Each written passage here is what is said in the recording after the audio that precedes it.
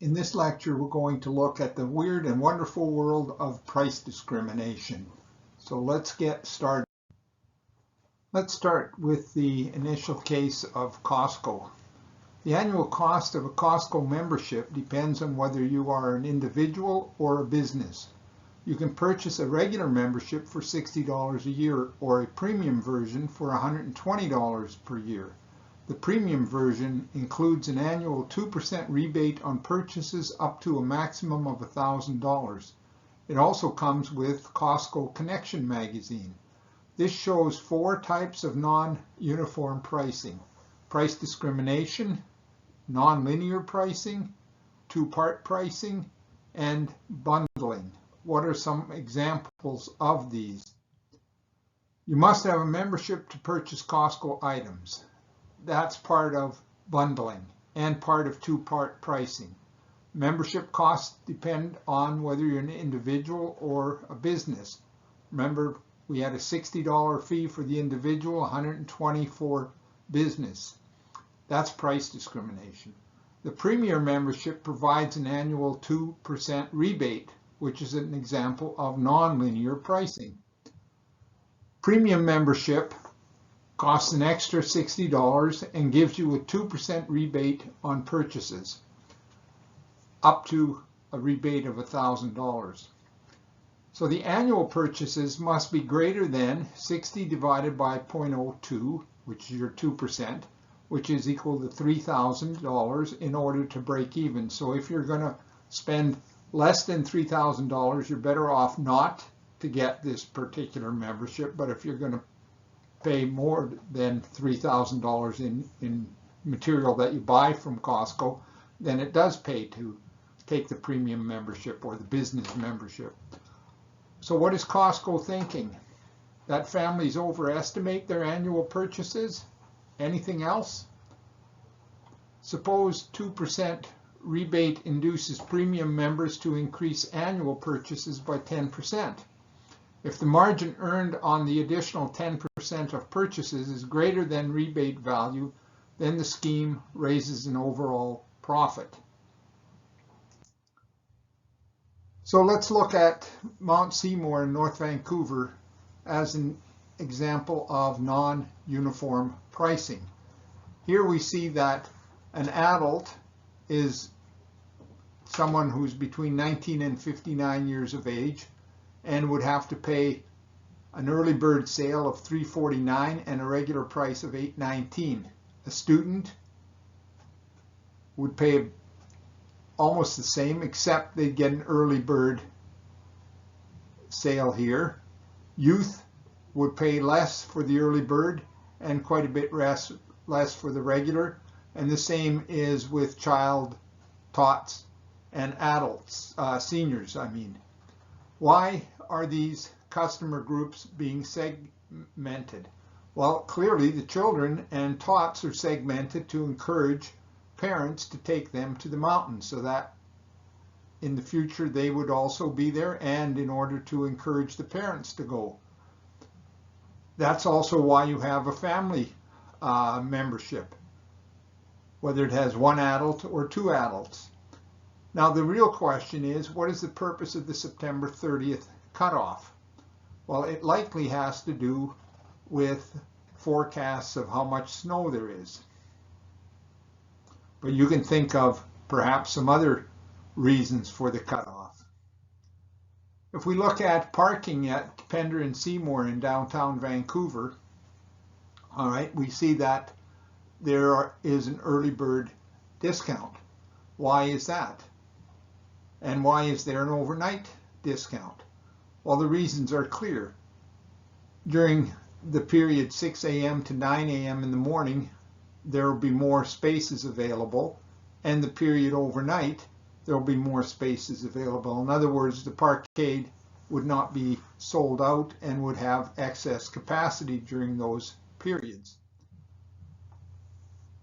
The following is a form of pricing that discriminates on the basis of volume of purchase. Nonlinear price discrimination occurs because the unit price depends on how much is purchased. Here we have a case of buy one, get the second at half off. However, this is done mainly during periods when demand is low, and one would expect that the hotel in this case, because these are hotel packages where you are at the JW Marriott Park in Vancouver or some other hotel, during the period that this deal, so to speak, is in place, is a period when they would have less than full occupancy of the hotel. Now, non-uniform pricing also occurs, and the price is non-uniform if different customers are charged different prices or the price per unit depends on the volume of purchase. Examples of non-uniform pricing include price discrimination, where different prices are paid by different groups. So we find that with airline flights, with parking, with student status versus others, prepay hotels. Two-part pricing is where you have a membership fee and then a usage fee. A golf club, a nightclub, Costco, and printers, toners are examples. Bundling, items sold as a bundle. We often go for McDonald's burgers and fries and then also a drink, which is cheaper than buying the 3 items separately. And vacation, air travel, hotel, and sometimes car rentals are bundled together. So what's wrong with standard pricing? Well, if there's market power, it allows a firm to capture surplus from consumers. With traditional single price for a single product pricing, non-captured surplus remains and a deadweight loss is wasted profit. Non-uniform pricing reduces the deadweight loss, which in turn raises the overall amount of surplus to be captured. In other words, it leads to more profits for the firm. So here's the problem if we look at it from a diagrammatical point of view.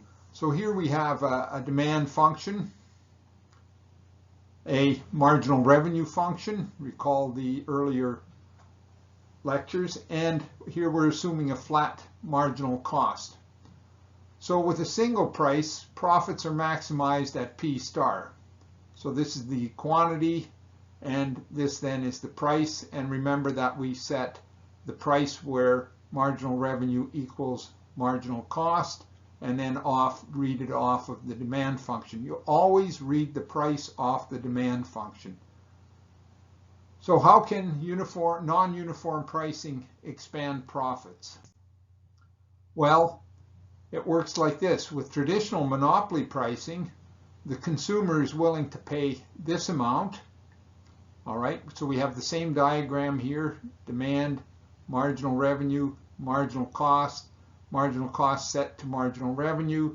This is the quantity, this is the price, which in the earlier diagram we called P star. Here it's P0. This is how much a consumer is willing to pay. A consumer who wants to purchase that amount is willing to pay this price, but she's only required to pay this particular price here. A consumer is willing to pay this price, but it only costs that amount to produce it. All right, so in this case, where the consumer is willing to pay the higher price, but only has to pay P0, is consumer surplus that is not captured by the monopoly firm. In this case, the consumer is willing to pay this price, whereas the monopolist has a cost given by this line here. This is the marginal cost. They should be willing to produce that and sell at this higher price, but they can't, because they realize if they sell that much, that price is going to drop to everyone. Okay, recall our lecture on monopoly pricing. But if this particular company could charge a different price to every single consumer, so that they would go to every single consumer and ask, what's the maximum amount you're willing to pay, which is given by the demand function, for this amount of the good. And if they're willing to do that, they would charge, the monopoly firm would charge a different price to every single consumer, and thereby get these prices along this line and capture this entire area, this entire triangle. All right, and the price would then be set at marginal cost is equal to that price. That's where they would not go beyond, because if the price fell below that, they would lose money. So this is the amount they would produce. Every person would get charged a different price, and then this large triangle is what they would gain as surplus. So in other words, they would take away all of the consumer surplus. So price discrimination, a firm would like to lower the price to capture more price-sensitive, elastic demand consumers, and raise the price to exploit high willingness to pay of price-insensitive or inelastic demand customers. How can this be done given that the firm is unable to observe consumers' willingness to pay? Consider pricing hot dogs. The willingness to pay for a hot dog is $5 for adults and $3 for kids. You operate a hot dog stand. Your cost of supplying a hot dog is $1. You anticipate 100 minus N adults and N kids. If you must set one price, what price would you choose? Your answer will depend on N. Suppose that N equals 30. How much additional profit can you make if you price discriminate? All right, so you anticipate 100 minus N, and you anticipate N kids. Which firms can price discriminate? Firm must have at least some market power. For example, a wheat farmer cannot price discriminate. They sell into a market and the price is already fixed. Pricing must be flexible and permit different prices for different customers, either explicitly or implicitly. The firm must be able to prevent or limit resale and arbitrage. For example, this is what ticket scalpers used to do, but the companies that sold tickets have somehow managed to take that kind of resale and arbitrage on itself. The NFL, for example, requires that people sell back their tickets and then they sell them again in the marketplace. Arbitrage means a consumer who purchased a low-priced ticket resells the ticket at a higher price. It's a problem for services, or could it be a problem for services such as a haircut? Think about that. Concert ticket bots. These are computer bots that search and operate over the internet. One bot operator alone scooped up 1,012 tickets to a concert in 1 minute. And you can see that at this particular site. Okay. Frustrated fans are forced to resell sites where margins are high. So in other words, if you're a fan and you're forced to resell your ticket, you have to resell to a site where margins are high. Are secondary markets with inflated ticket prices all that bad? I would say not. But you might have a different view on that.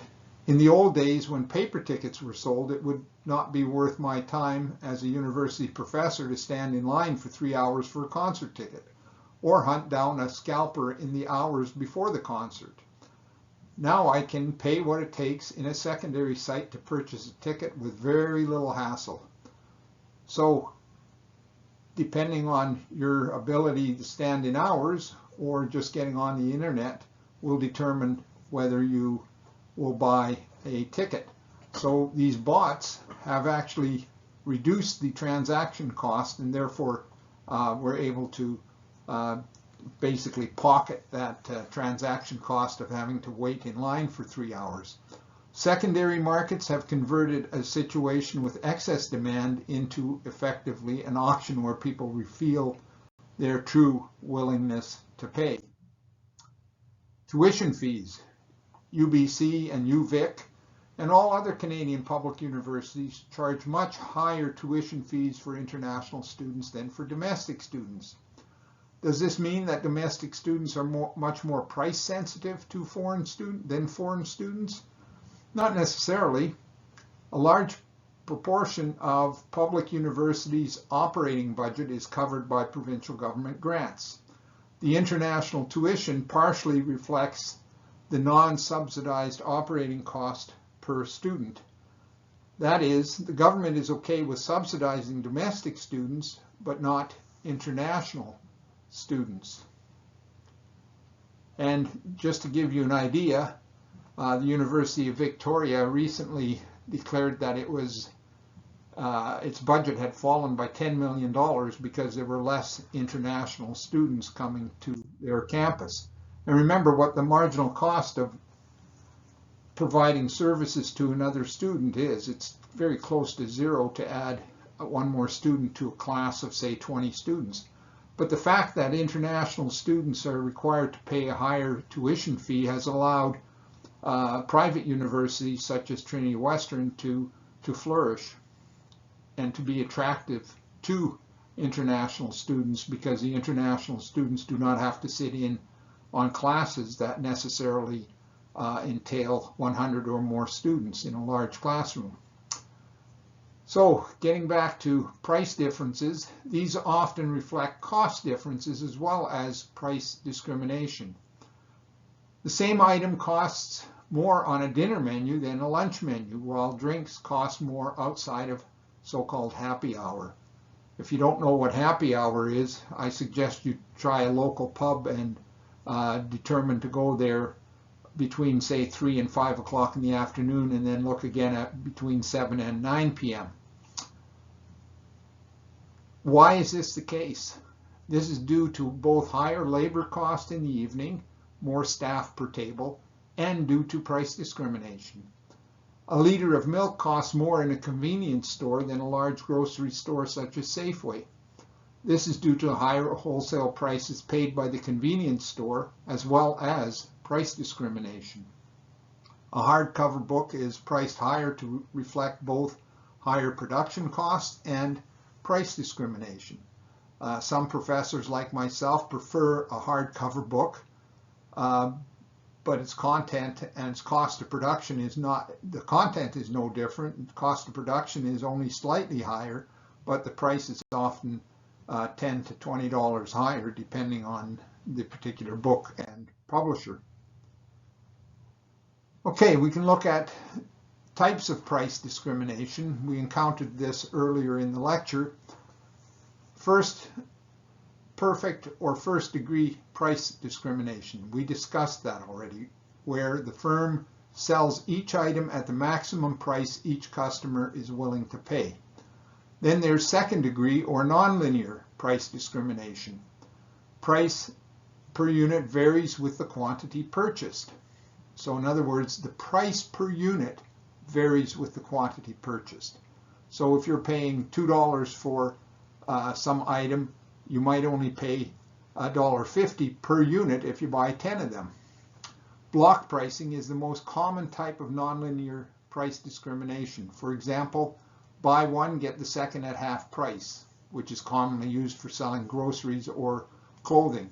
Another example is where you can buy 3 books for $10 when each book separately costs you $5 or $6. Group or third degree price discrimination. The same price is charged within a group, but different prices are charged for different groups. So a student group versus non-student group. A group that is going skiing versus a group that is using the same hotel for a conference.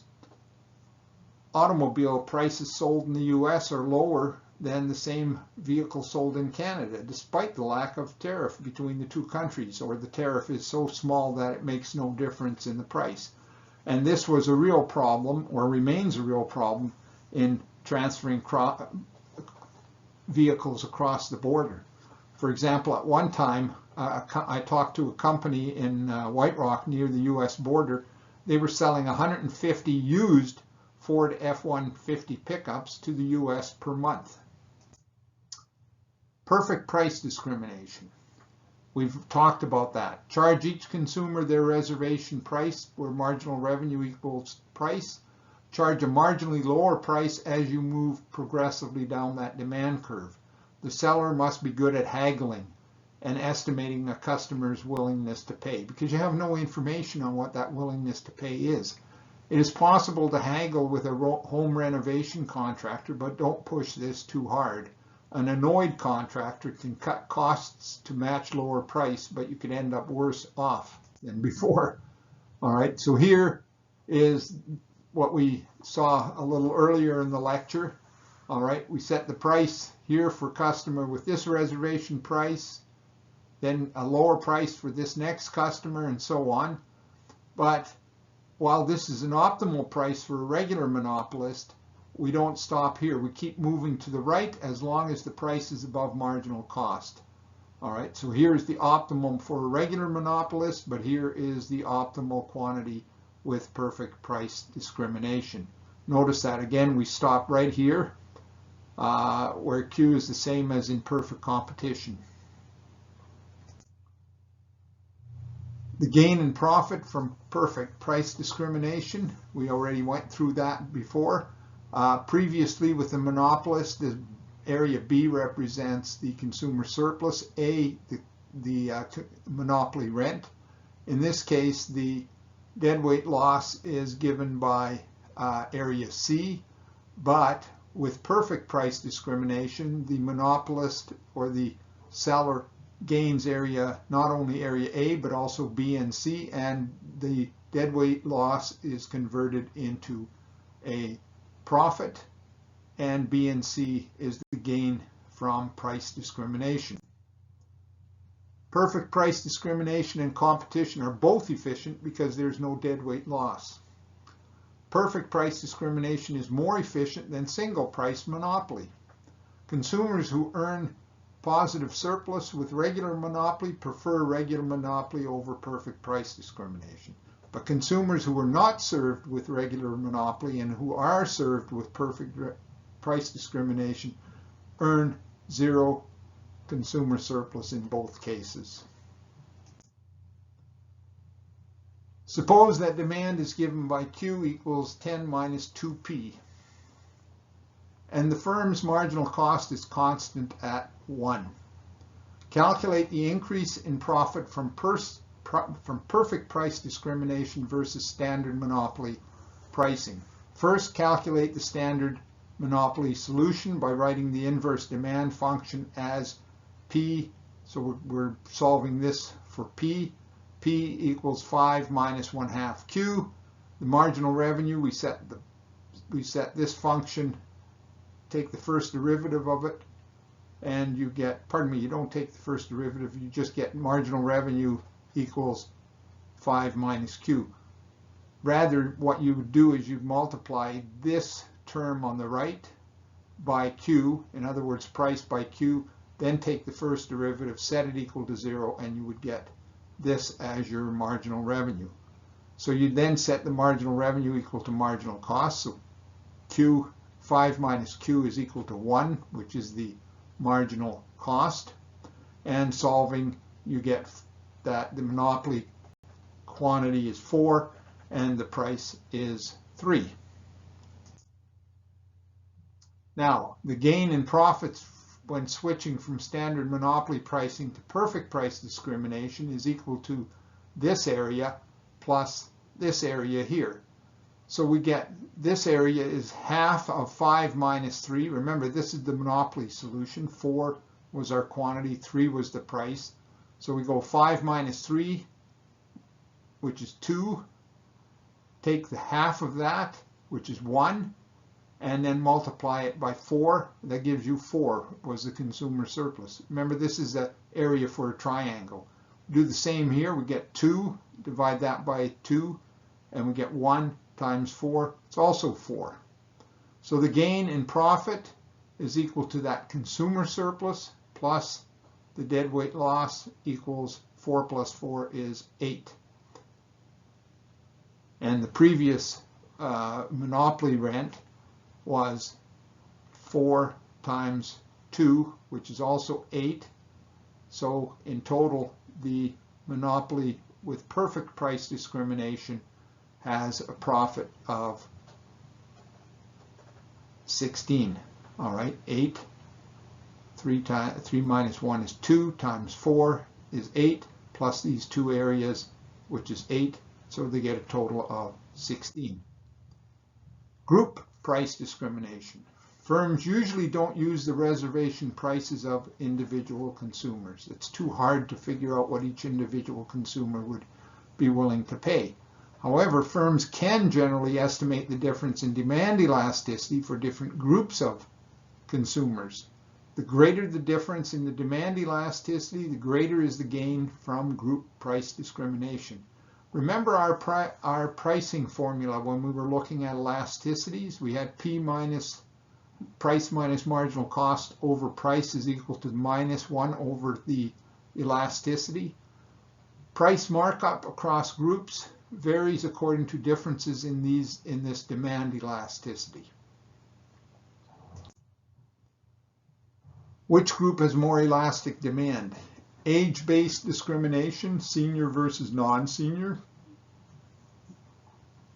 Which group has the greater elasticity of demand? Time of travel discrimination, weekend car rental versus weekday car rental.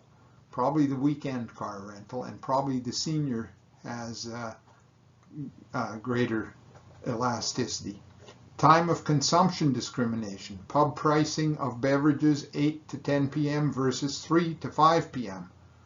Probably seniors are better.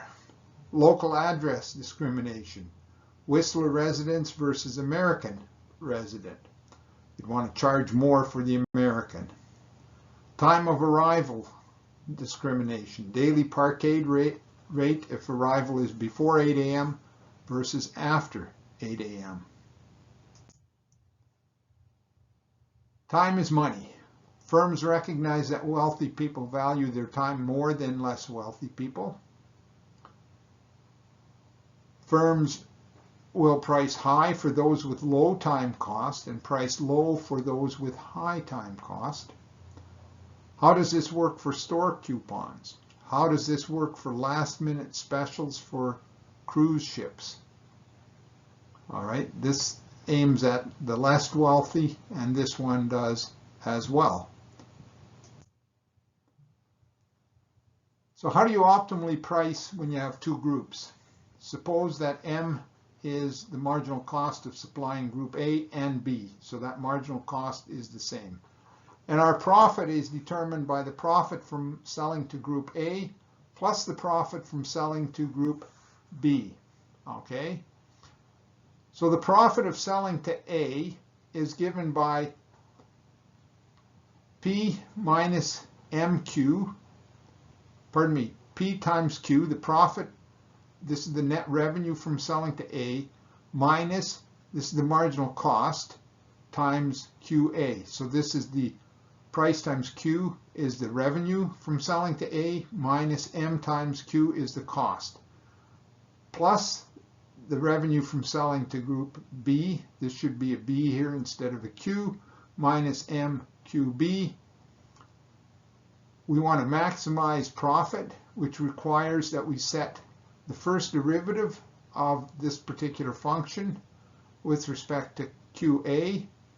So we do that here if you've done any calculus. The first derivative is simply P, which we translate into marginal revenue. When we set, and the first derivative of MQ is just M, set that to 0, so MRA equals M, and we get the same result for B, MRB equals M. So the firm should adjust its quantities QA and QB so that the marginal revenue is equal to M for both groups. Equal marginal revenue rule. We can show the price discrimination example diagrammatically here. So we have a price determined in this vertical line, and we have quantity in market 1 to the right and quantity in a positive direction to the left. Now we have two groups, a price insensitive group with a steep demand curve and its associated marginal revenue function, and a price sensitive group which has a flatter demand function and again its marginal revenue curve. The marginal cost is unchanging with the amount that the firm intends to sell or is able to sell. And we set from the previous slide marginal revenue equal to marginal cost in both markets. So this is the marginal revenue in market 1. We set it equal to that firm price. Marginal revenue in market 2, and we set it to the firm's cost of production, not its price. We then determine the intersection of marginal revenue and marginal cost here, and on that basis in market 2 we set the price here. In market 1 we do the same thing. We set marginal revenue equal to marginal cost here and the price here, and notice that the price in this market number 1 to the price insensitive group is much higher than the price in market 2 to the more price sensitive group. Okay, we're going to look at a couple of examples here.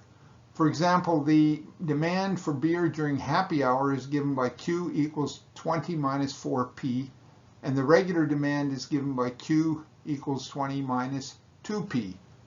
So here we have a case. The regular demand is much steeper, much less sensitive to the price, and in the happy hour it's more sensitive to the price. So it's a flatter demand function as in the previous diagram. This would be then the market 2, and this would be, this would be market 1, and this would be market 2. What is the optimal set of prices with group discrimination? I'll give you some time to figure that out. We'll look at a couple of other cases, but we'll first look at the solution. So we calculate the marginal revenue for each group. Happy hour, P minus 5 minus 1/4. P is equal to 5 minus 1/4 Q. Marginal revenue is 5 minus 1/2 Q. The regular price is 10 minus 1/2 Q. Marginal revenue is 10 minus Q. We set the marginal revenue equal to marginal cost for each group separately. For the happy hour group, it's 5 minus 1/2 Q equals 1. Q star is 8. For the regular group, it's 10 minus Q equals 1. Remember, 1 is that marginal cost. Q star is 9. Plug Q star into the demand to determine the optimal set of prices. The price in the happy hour group is 3. This is your market 2 in that previous diagram. And in the regular market, it's 10 minus 1/2 times 9 is 5.5.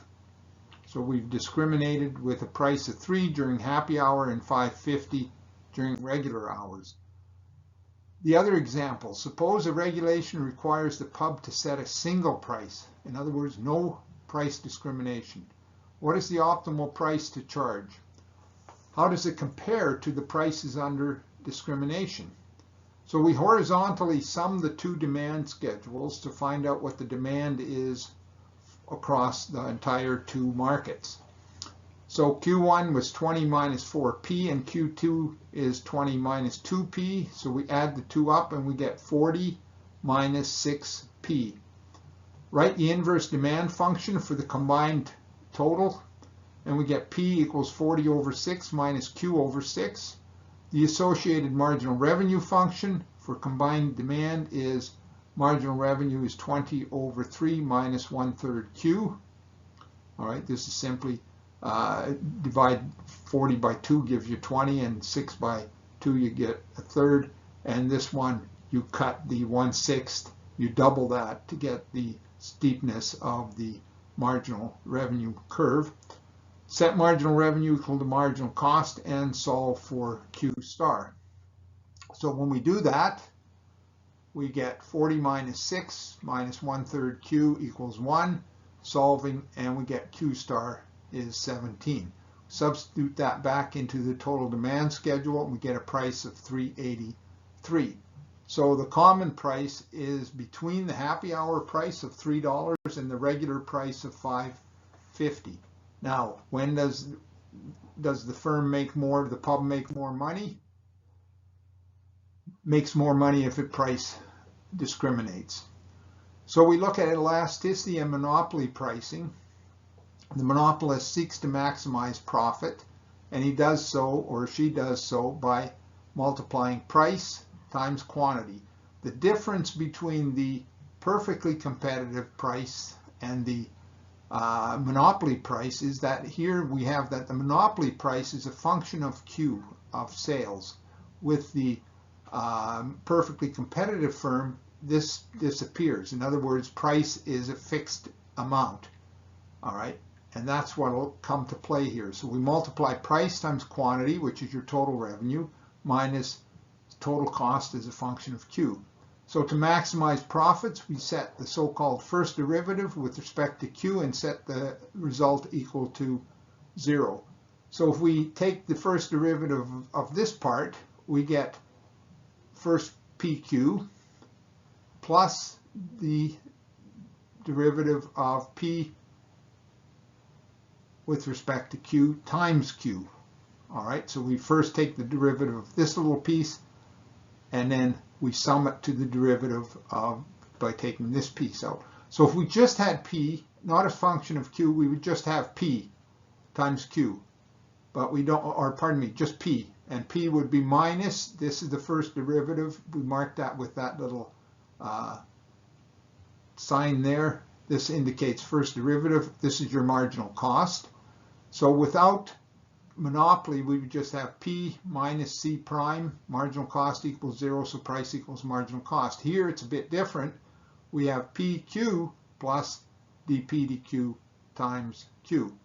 So recall the definition of price elasticity of demand. Elasticity is dQ dP times P over Q, which we rewrite as 1 over dP dQ times P over Q, and we're just going to flip that around so we get dQ dP, right? You just can flip that by doing this. We solve for dP dQ, and that gives us 1 over the elasticity, price elasticity of demand times price over Q. We substitute that into this above equation here, and we get PQ minus 1 over the elasticity of demand times P is equal to C prime Q. Rearrange that left-hand side, we get P, which is implicitly a function of Q, 1 plus 1 over epsilon equals marginal cost. This left-hand side, this part here, is our marginal revenue, which in the case of non-monopoly, this would disappear, this term at the end, and we just have P equals marginal cost. Optimal group prices and elasticities using the result for monopoly pricing, this one here that we just derived. All right, assume marginal cost is the same across different groups. Then we must have that P1, so what you're going to charge group 1, is equal to 1 plus 1 over their price elasticity of demand, equal to P2, 1 plus their elasticity, 1 over their elasticity of demand. So in other words, we're saying that the marginal revenue in group 1 has to be equal to the marginal revenue of group 2, and we will set that equal to marginal cost. But here we're just looking at the two revenue sides. So by doing that, we can bring the P1 over to this side and this side over here, and we get P2 over P1 is equal to 1 over 1 plus the elasticity of group 1, price elasticity of demand, divided by 1 plus 1 over the price elasticity of demand of group 2.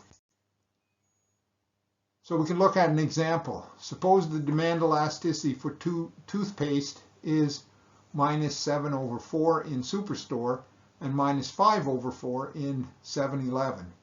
Calculate the optimal ratio of prices for 7-Eleven, store 2, and Superstore, store 1. Use the previous formula. So we use that formula P2 over P1, 1 minus 1 over minus 7/4, the elasticity in Superstore, divided by 1 plus 1 over minus 5/4, the elasticity at 7-Eleven. Remember, this is the price at 7-Eleven, this is the price at Superstore. And when we work that out, we get 3/7 over 1/5, which is 15/7. So the price should be about double in 7-Eleven versus Superstore. So that's how you get different prices at these convenience stores relative to the larger stores. Pricing of a ski pass. Suppose the elasticity of demand for skiing is equal to -2 in March and -4 in April. The marginal cost of serving skiers is the same for both months. How large of a price discount, expressed as a percent of March price, should be offered to April skiers? Remember, in April, your skiing experience is somewhat worse than it is in March because of snowmelt. We know that P1 minus MC over P1 is equal to -1 over the elasticity of demand in that market 1, and P2 minus MC over P2 is equal to -1 over the elasticity in market 2, and that upon solving we get this result here now. All right, notice the difference that what I've got is I've got P1 over P2 and then elasticity, this expression over this expression. So I've flipped them around. If the elasticity in March is -2 and in April is -4, then we can look at the price in April compared to the price in March. So 1 minus 1 over 2 divided by 1 minus 1 over 4 gives you 1/2 divided by 0.75, which gives 2/3. So the April price should therefore be discounted by 1/3. It should be 2/3 of the March price. So if the price in March is $100, then the price in April should be about $67. And we'll end this price discrimination lecture here.